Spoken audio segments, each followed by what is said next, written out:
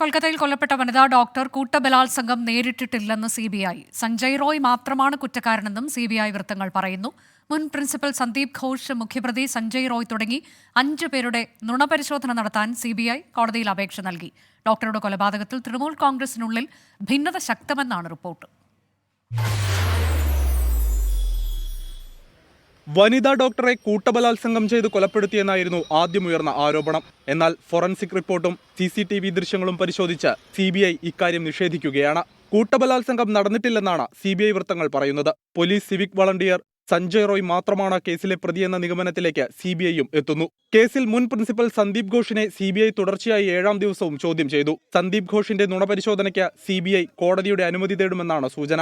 RG-കർ medical കോളേജിലെ പുതിയ principal സുഹൃത പാൽ, ആശുപത്രി സൂപ്രണ്ട് തുടങ്ങിയവരെ ചുമതലകളിൽ നിന്ന് സർക്കാർ നീക്കി. മെഡിക്കൽ കോളേജിന്റെ സുരക്ഷ പൂർണ്ണമായും CISF ഏറ്റെടുത്തു.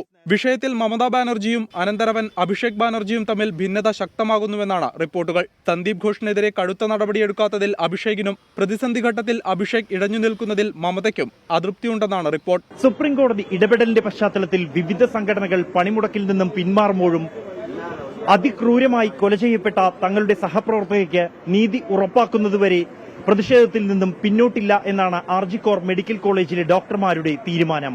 RG-കോർ മെഡിക്കൽ കോളേജിൽ നിന്നും ജിജീന്ദ്രനൊപ്പം ബൽറാം നെടുങ്ങാടി, 24.